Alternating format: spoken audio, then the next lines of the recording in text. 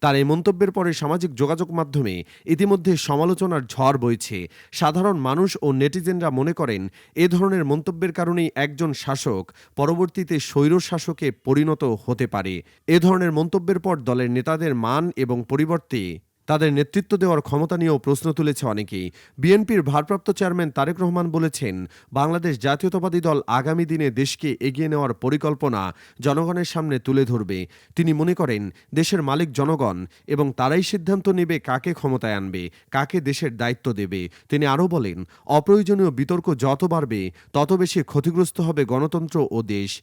এখন দেশ গঠনের সময়, বিভাজনের নয়। এই সম্মেলনে তারেক রহমান আরও বলেন, বিএনপি একটি রাজনৈতিক দল হিসেবে নির্বাচন চাওয়াটা স্বাভাবিক। গণতান্ত্রিক প্রক্রিয়ায় অংশগ্রহণ করাই তাদের লক্ষ্য। তিনি প্রশ্ন তুলেন, যদি গণতন্ত্রে বিশ্বাস করি তাহলে নির্বাচন চাওয়াটা কেন অস্বাভাবিক হবে? দেশের মানুষই হচ্ছে প্রধান বিচারক। এই দেশের